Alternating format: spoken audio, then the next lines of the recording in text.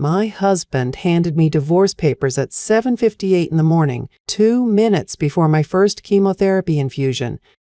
He said I would leave the marriage with nothing but the gown on my back. He was right about the leaving. He was very wrong about the nothing. The nurse had just finished explaining the cold cap. She was telling me it might help with hair loss. I was trying to listen, nodding along, when the door opened behind her. Mark stepped in. He was wearing his charcoal suit, the one he saved for client presentations. His face was calm, pleasant even. He looked like a man about to deliver good news. He set the folder on the bedside table, not on the chair, not on the counter, right next to my water pitcher where I couldn't miss it. "What's that?" I asked. "Divorce papers," he said. "I'm filing today." The nurse stopped what she was doing. She looked at me, then at Mark, then back at me. I didn't say anything. Mark cleared his throat. "You've been hiding assets, Elena. The jewelry. The trust from your grandmother. I've documented everything. You're not going to walk away with any of it." I stared at him. He stared back. The trust from my grandmother. A premarital medical trust set up specifically to cover treatment costs if I ever got sick. 90-year-old language, signed in 2018, the year she died. The only person who'd helped me set it up was Mark. He'd been the co-signer. He'd had access. "Did you hear me?" he said. "Yes," I said. "I heard you. I'm not going to pretend I stayed calm from sheer strength of character." It was shock, pure biochemical shock, the kind that freezes your vocal cords and drains the blood from your face. I couldn't have screamed if I wanted to. My body had already decided to go still. He waited for me to cry. I didn't. "Your lawyer will be in touch," he said. And he left. The door closed. The nurse asked if I needed a minute. I said no. I picked up the folder and opened it. 47 pages. Divorce petition, asset affidavit, a restraining order request that accused me of hiding marital funds. All of it signed, dated, notarized. He prepared it days ago. Weeks, maybe. I set the folder down. I opened my phone and called my lawyer. Her name is Megan Adler. She handles family law. She answered on the second ring. "Megan," I said, "I need you." I told her what happened, the hospital, the papers, the trust. She was quiet for a moment. Then she said, "Elena, do not sign anything. Do not move any money. Do not talk to Mark again without me present. I'm going to find you a forensic accountant." "A forensic accountant?" "Trust me," she said. "If he's moved money, we'll find it. And we'll make him wish he hadn't." The nurse came back with the IV. She apologized for the disruption. I told her it wasn't her fault. She said she was sorry anyway. I looked at the folder. At the clock, 8:03 a.m. 5 minutes since my husband had ended our marriage. The nurse prepped my arm. The chemo bag was hanging on the pole, clear liquid that would either save my life or make me wish it hadn't. And I felt something strange at the bottom of the cold. A tiny kernel of heat, a thought that wasn't defeat. Mark had served me papers because he thought I was weak. He thought the cancer, the fear, the exhaustion would make me fold. He thought I'd accept whatever crumbs he left me and disappear. But he forgot something. My grandmother was a boxer's daughter. She built a trust worth $912,000 out of decades of careful, quiet savings. She taught me that the people who scream loudest are usually the ones with the least to back it up. I held the papers in my lap as the nurse started the IV. I didn't cry. I just thought, he has no idea what I'm about to find. If this story moves you, please consider subscribing to Revenger. I share these stories because justice deserves to be witnessed. The cold went in. I stayed still. The next morning, I called Linda Castellano. I met Linda Castellano on March 20th, 5 days after Mark handed me those papers. She had an office downtown on the 8th floor of a building that smelled like old coffee and settled law. Her desk was clean, except for 3 neat stacks of paper and a single photograph of what looked like the Oregon coast. I was still weak from the first chemo. My body felt like it had been taken apart and put back together wrong. But I sat across from her, hands folded, watching her flick through the preliminary documents I'd given her. She was 55, with silver hair cut short and glasses that she pushed up her nose when she was thinking. Her voice had a slight New York edge, like she'd been born somewhere far from Portland and carried the evidence with her. "Tell me about the trust again," she said. "Oh, your grandmother." "My grandmother was a boxer's daughter," I said. "She worked as a bookkeeper for 43 years. She invested in blue-chip stocks and never touched the principal. When she died in 2018, she left me $912,000 in a premarital medical trust. It was supposed to cover treatment if I ever got sick." "And Mark had access?" "He was a signatory," I said.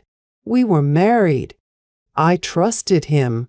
Linda nodded. She didn't say that was a mistake. She didn't need to. She just picked up her pen and started writing. "Give me a week," she said. "It took 7 days."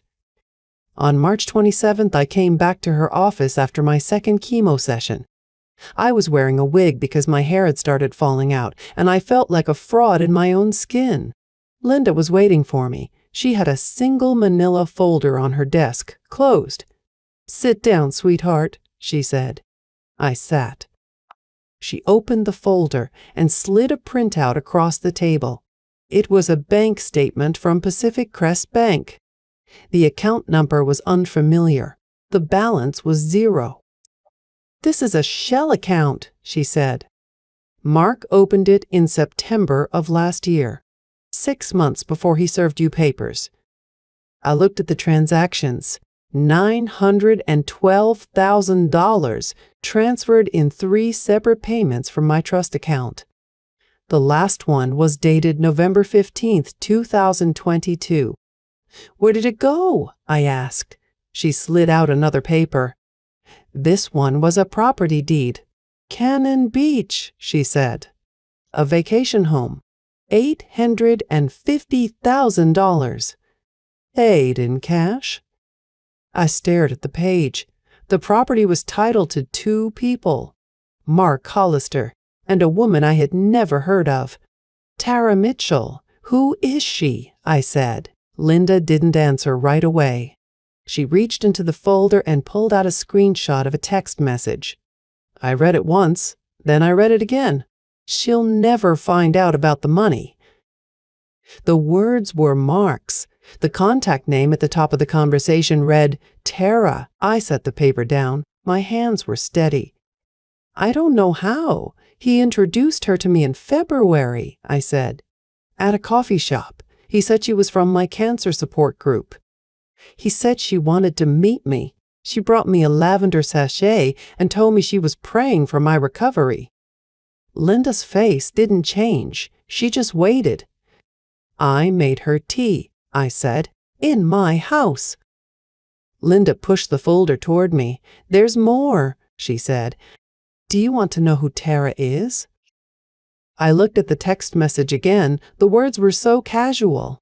So certain she'll never find out. Mark had written that sentence like he was ordering lunch. Like the money wasn't my grandmother's life. Like the cancer wasn't going to kill me if I couldn't pay for treatment. I closed the folder. "Yes," I said. "Tell me everything." Linda leaned back. She looked at me for a long moment. I could see her calculating something, weighing whether I could handle whatever came next. "She's not in any support group," Linda said. "But she does have a pattern. I'll have more for you by the end of the week." I didn't ask what kind of pattern. I was learning to wait. When I got back to my apartment that night, I took the folder out of my bag and spread the papers across my kitchen table. The deed, the bank statement, the text message, 3 pieces of paper that told a story Mark thought I would never read. I took a photograph of each one with my phone. I saved them to a folder labeled Evidence. Then I called Megan Adler my lawyer. Ooh, my lawyer. Mark bought a house in Cannon Beach, I said. With my trust money. He put a woman's name on the title. There was a pause. Then Megan's voice came through, flat and professional. Do not confront him, she said. Do not change your routine. Let him think he's winning. I hung up and looked at the papers again.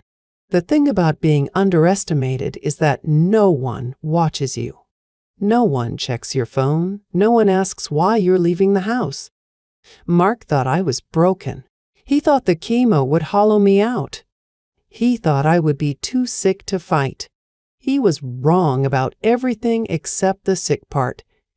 I was sick, but sick people can still plan. I put the papers back in the folder and slid it into my nightstand drawer. Then I went to bed. The next morning, I had another round of blood work at 7 a.m. I smiled at the nurse. I let her take my vitals. I thanked her when she told me my white blood cell count was holding. I didn't say a word about the folder, but I thought about it every minute. I knew Tara was Mark's support group friend.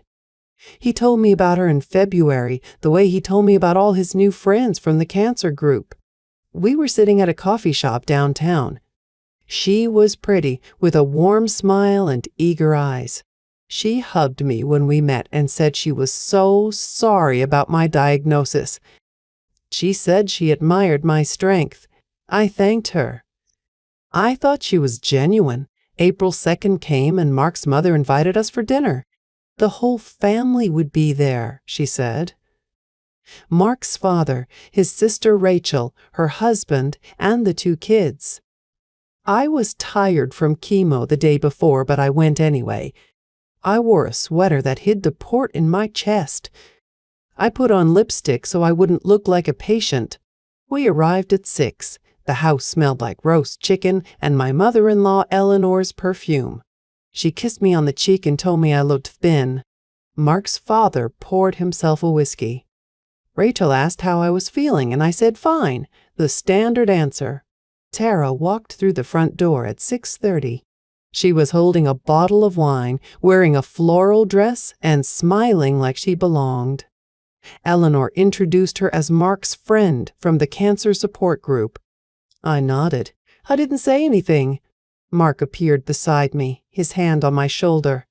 He pressed his fingers in a little too hard. Tara's been a huge help, he said. She really understands what caregivers go through. I looked at him. He looked at me. He knew that I knew. Dinner was served at 7. I ate mashed potatoes because they were soft. Rachel's kids talked about school. Mark's father talked about the stock market. Normal dinner sounds, normal family. Then Mark cleared his throat. I have an announcement, he said. Elena and I are divorcing. The table went quiet. Rachel's fork stopped halfway to her mouth. Eleanor set down her glass. It's not amicable, Mark said. She's been hiding assets from the marriage. She thinks I don't know about her trust fund. I kept eating my mashed potatoes. Mark, Eleanor said, her voice uncertain. No, Mom, she's been lying to me for years. She has a trust from her grandmother worth almost $1 million. She never told me. She was going to take it all. The word million landed like a bomb. Rachel stared at me. Mark's father set down his whiskey. Is that true? Eleanor asked. I set down my fork. I looked at Mark. He was waiting for me to break. He was waiting for tears, for an explanation, for some desperate plea. I gave him none. The trust is premarital, I said, and it's for medical expenses. You knew about it the week we got engaged. Mark laughed.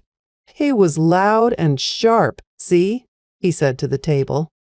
That's what she does. She twists everything. She's a gold digger. She married me for my salary and my 401k, and now she's trying to drain me dry. Tara reached across the table and touched his hand. A small, tender gesture, a performance. Eleanor looked at me. Elena, is this true? I didn't answer. I looked at Mark. I looked at Tara. I looked at Eleanor. Then I picked up my fork and ate another bite of potatoes.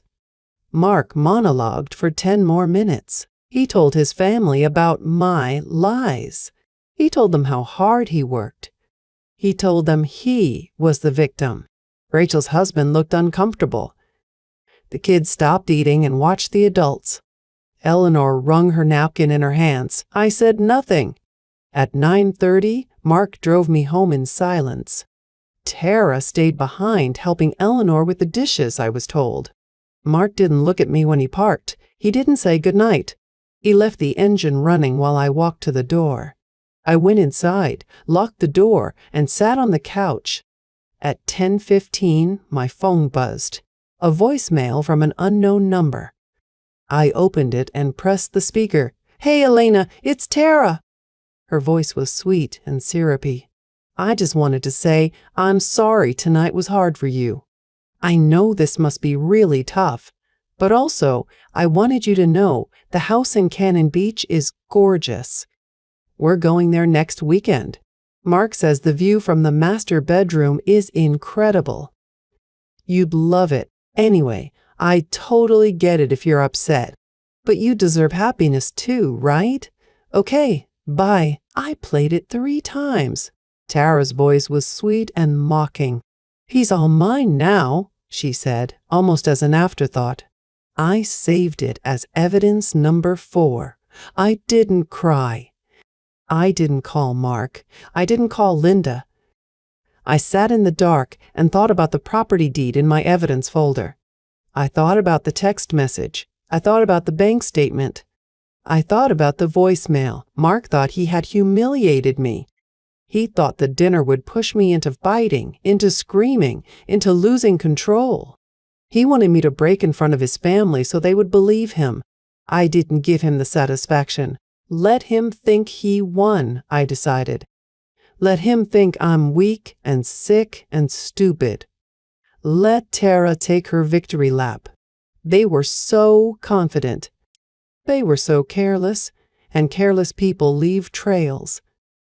The next morning, I called Megan Adler. I told her about the dinner. I told her about Tara's voicemail. She listened without interrupting.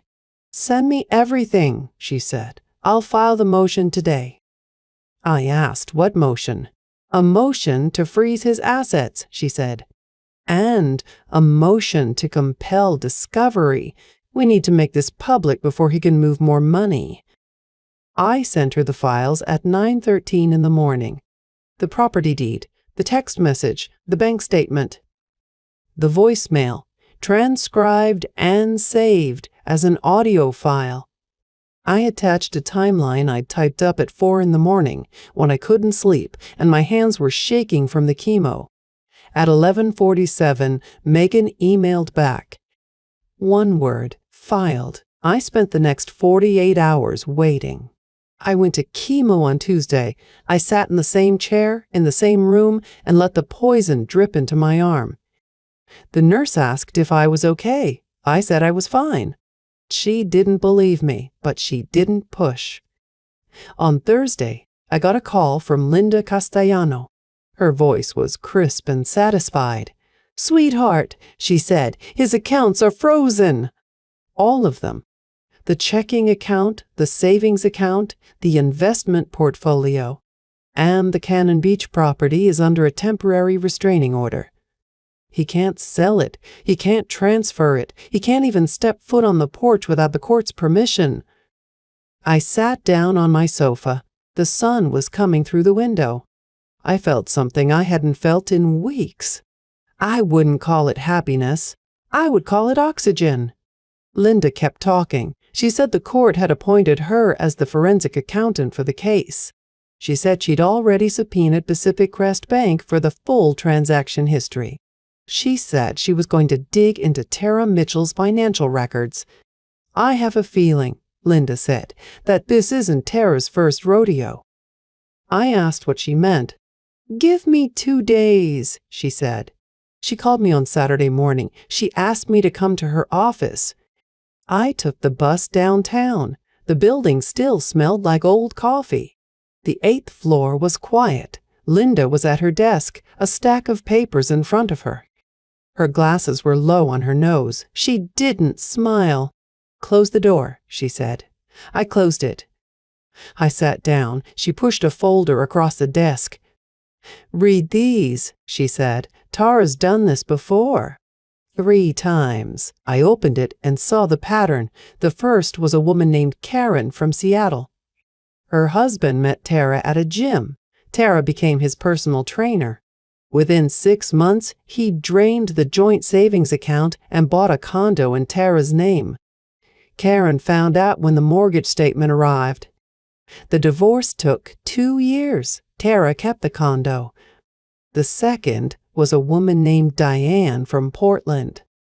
Her husband met Tara at a coffee shop. Tara told him she was a life coach. She helped him find his authentic self. His authentic self apparently needed a new car and a beach rental. Diane lost everything in the divorce. Tara walked away with a BMW and a lease on a house in Lincoln City. The third was a woman named Patricia from Eugene. Her husband was the CEO of a small tech company. Tara met him at a networking event. She was a freelance graphic designer, she said. She designed his new logo. She also designed a new life for herself, complete with a vacation home in Bend and a joint account with his business credit line. Patricia's lawyer caught it during discovery. The case settled. Tara got a payout of $75,000. I read each file twice. I looked at the dates. 2008, 2020, 2022. Each time, the pattern was the same. Tara found a married man with money. She became his confidant, his supporter, his soulmate. She helped him leave his wife. She helped him spend his assets. And when the divorce was over, she moved on to the next. Mark wasn't special. He was the fourth. Linda watched me read. She didn't say anything. I closed the folder. How did you find these? I asked. I called every woman whose name appeared in Tara's background check, Linda said. 3 of them called me back. They all told the same story. They all still have the scars. I asked if they would testify. 2 of them said yes, Linda said. Patricia is flying in from Eugene next week. I sat back in my chair. The oxygen feeling came back. Stronger this time. At 2:16 that afternoon, my phone rang. It was Megan Adler. Mark's lawyer just called, she said. He wants to settle, privately, no court. I waited. He's offering to return the trust money, Megan said. No interest, no sanctions. You sign a non-disclosure agreement. You walk away. He keeps the house in Cannon Beach. I looked at the folder on Linda's desk.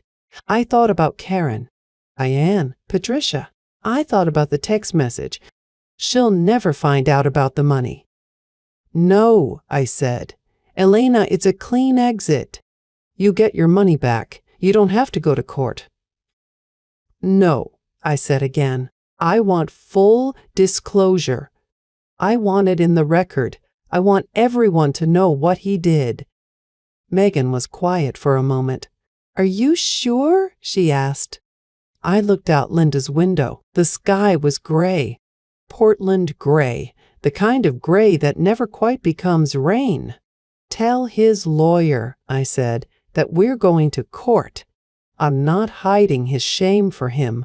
Megan sighed. Not frustrated, relieved. I'll send the response, she said. I hung up. Linda was watching me. She didn't smile, but her eyes were warm. You did the right thing, she said. I nodded.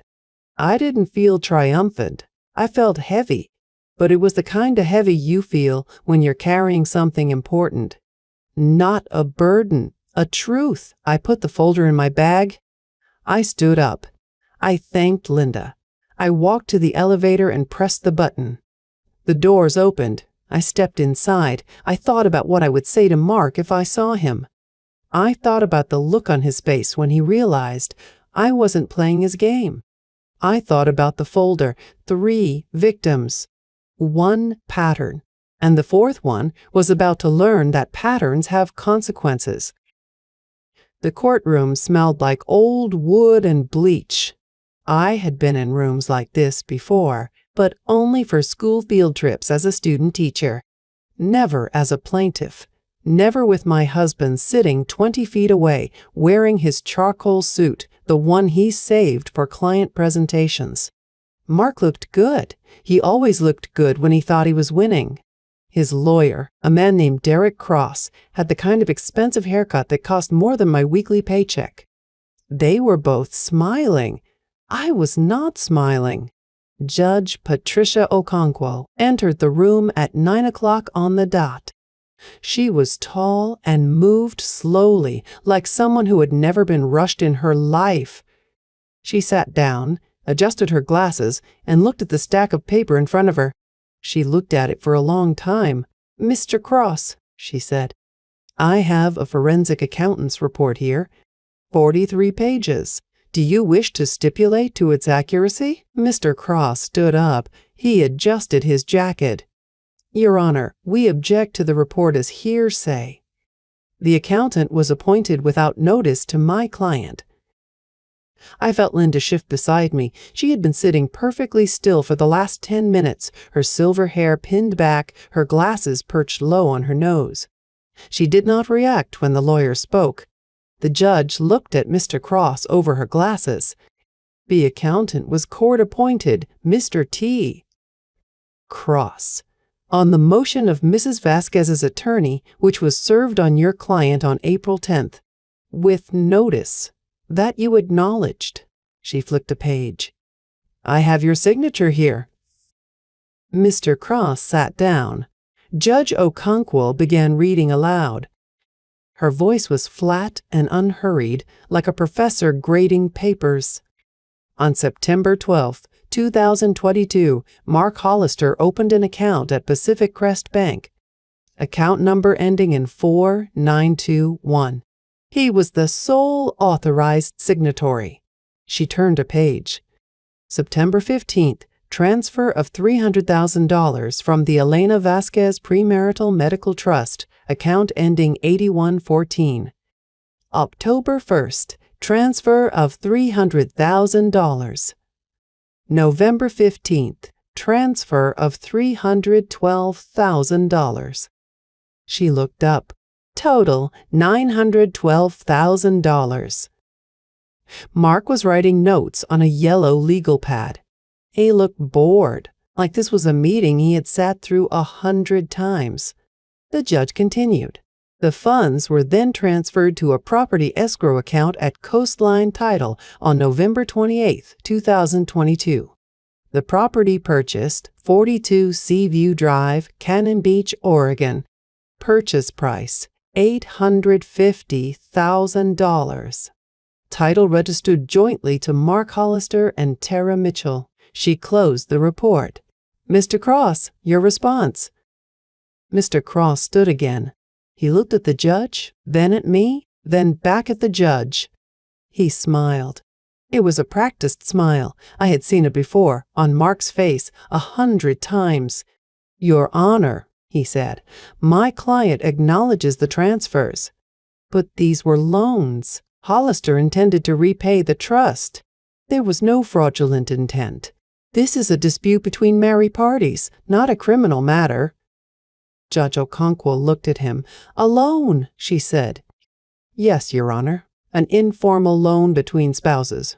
These things happen in marriages. Hollister needed liquidity for an investment, and he used funds that were jointly managed. I felt the air go out of the room. Behind me, I heard someone shift in a wooden seat. Mark's mother, probably, the woman who had called me a liar at dinner. I reached into my bag. The judge watched me. Everyone watched me. I pulled out a single piece of paper, a screenshot. I had printed it on a Tuesday afternoon, 3 hours after Linda sent it to me. I had read it maybe 50 times since then. "Your Honor," I said, "may I approach?" Judge Okonkwo nodded. I walked to the bench. The clerk took the paper from my hand and handed it to the judge. I watched her eyes move across the lines. She read it twice. Then she looked at me. "Is this a complete copy?" "Yes, Your Honor." She looked at Mark. "Hollister, do you recognize this text message?" Mark went still. His hands stopped moving on the yellow legal pad. His face did not change, but his hands stopped. He was a man who had just realized the door behind him was locked. "I'd need to see it, Your Honor." The clerk handed a copy to Mr. Cross. He read it. His smile disappeared. He showed it to Mark. Mark's face went pale. I watched the blood drain from his cheeks, from his lips, from his ears. He looked like a man who had been asked to read his own obituary aloud. The judge waited. "Hollister," she said, "do you recognize sending this message?" Mark said nothing. "Is this your phone number? Is this your message to Tara Mitchell?" Mark's jaw tightened. "I don't recall." Judge Okonkwo read the text aloud. Her voice was flat. Dead flat. "She'll never find out about the money." The room was silent. "That doesn't sound like a loan agreement to me," the judge said. Cross tried to speak. The judge held up a hand. He stopped. "Here is what is going to happen," she said. "The court finds that Mr. Hollister misappropriated $912,000 from a premarital trust belonging to Mrs. Vasquez. The court finds that the transfer was made without authorization and with intent to conceal. The court orders full repayment of $912,000 plus interest at 8% per annum from the date of the first transfer, September 15, 2022. She paused. "Additionally, the court finds Mr. Hollister in contempt for filing a false asset affidavit in this divorce proceeding. Sanctions are issued in the amount of $50,000 payable to Mrs. 1. Vasquez within 30 days.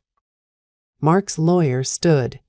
"Your Honor, may we request a recess to—" "We're not done," the judge said. Cross sat down. "There's the matter of the mistress's involvement." The judge's gavel came down. The case was over. But I wasn't done. I walked out of the courtroom with a folder. Inside was the court transcript, 43 pages of evidence, and a USB drive with Tara's voicemail. I drove home and sat at my kitchen table. The chemo was starting to drain me again, but I had work to do. I opened my laptop and found MediQuip Solutions' website. Mark's employer, the company he bragged about during client presentations in that charcoal suit. Their HR department had a generic email address. I typed carefully, attaching the court transcript and the voicemail file.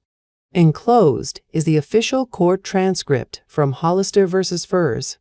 Vasquez, case number 23, CV 401. Please direct questions to my attorney, Megan Adler. I hit send at 3:47 p.m. Then I opened my email to Eleanor Hollister, Mark's mother.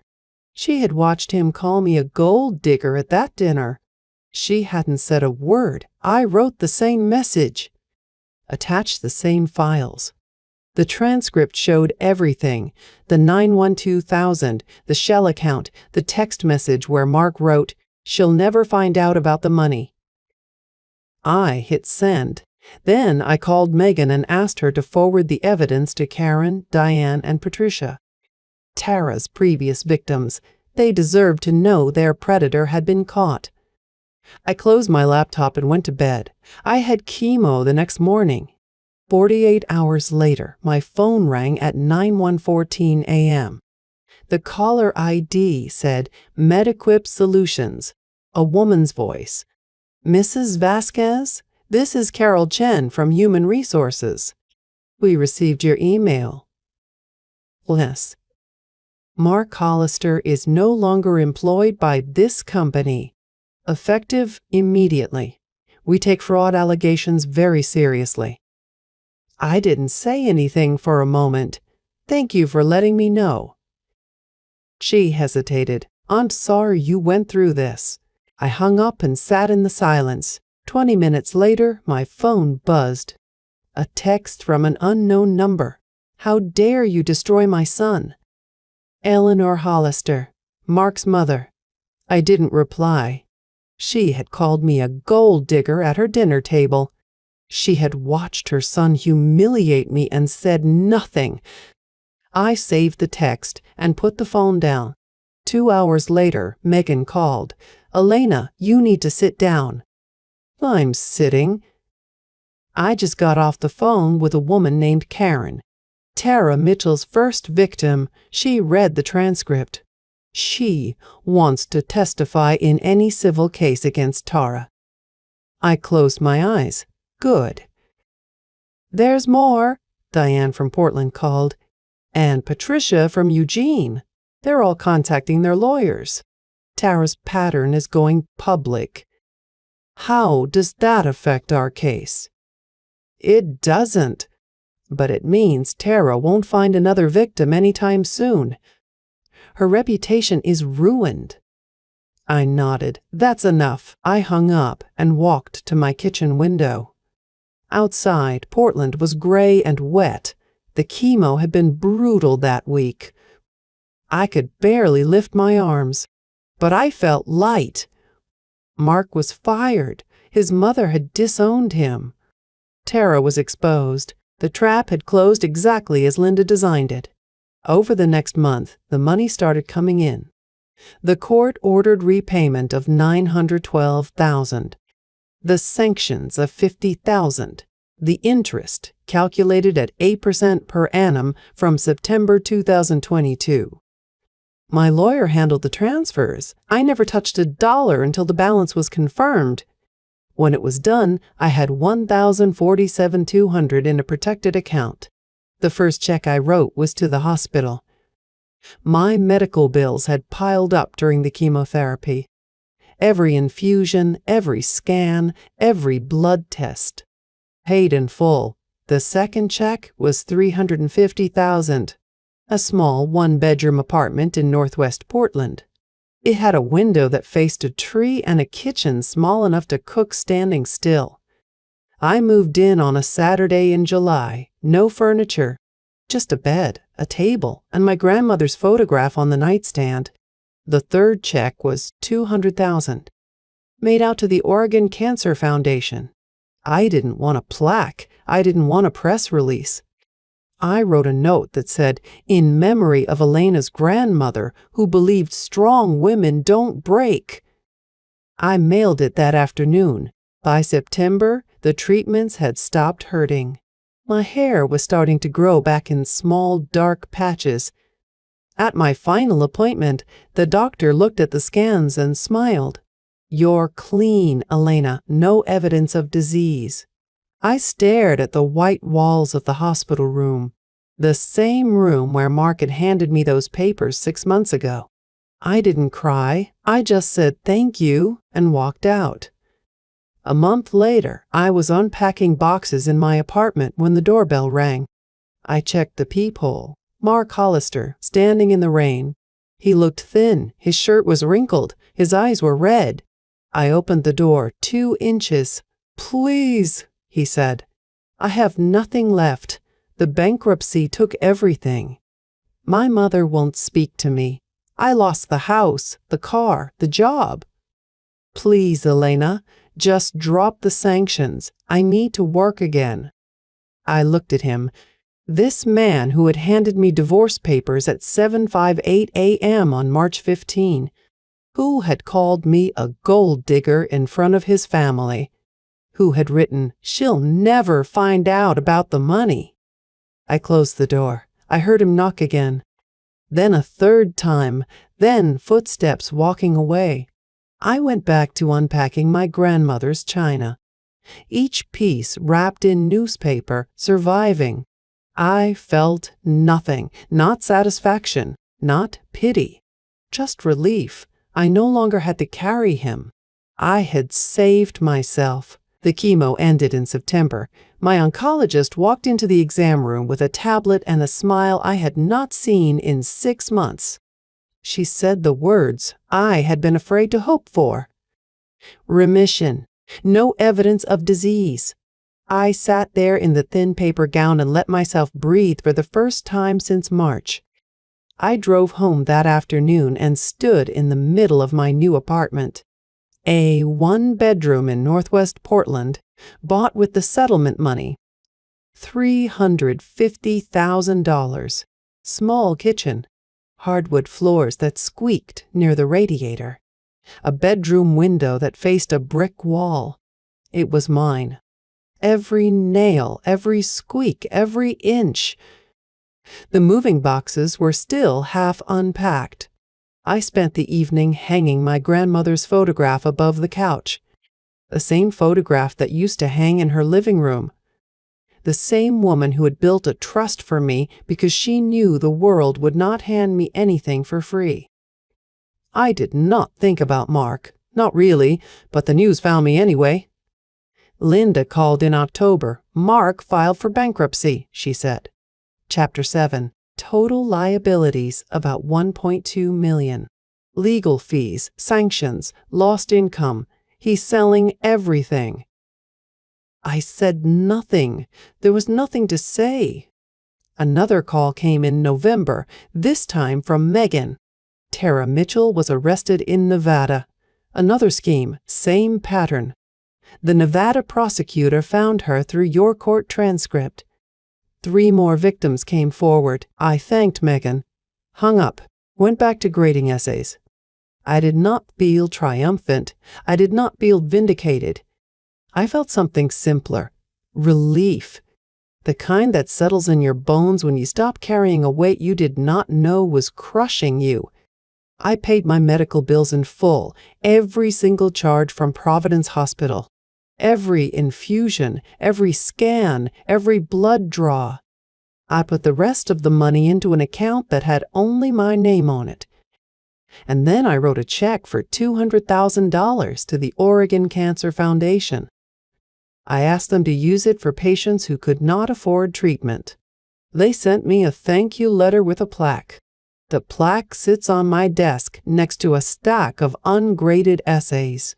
I still teach. Same high school, same classroom with the cracked window and the squeaky door. My students know I was sick. They brought me a card signed by every period, even the difficult ones. I kept it in my desk drawer. Mark moved out of state. I heard through a mutual friend, though we no longer share many friends. He went to Arizona. I do not know what he does there. I do not ask. His mother, Eleanor, sends me a Christmas card every year. She wrote a long letter after the trial, apologizing for what he did, for the things he said at dinner, for not seeing through him sooner. I wrote back, a short note. I told her I forgave her. I meant it. I do not forgive Mark. I do not hate him either. Hate would mean I still carry him. I gave that weight back the night he cried on my doorstep. Sometimes I wonder what my grandmother would say. She was a practical woman, a boxer's daughter who built a fortune one careful decision at a time. She would not have wasted energy on revenge. She would have spent it on survival. I think I finally understand her. True strength is quiet preparation. It is not screaming, not shouting. It is waking up at 7:58 in the morning, hearing the worst news of your life, and deciding to stay still until you know what to do next. It is trusting the evidence. It is letting the system work. It is walking away when the door closes. I am cancer-free. I live in a small apartment with a photograph of my grandmother and a set of china that survived 100 years and one divorce. I do not need anything else. Thank you for listening to my story. If you found something in it that helped, please like and subscribe. There is strength in knowing you are not alone.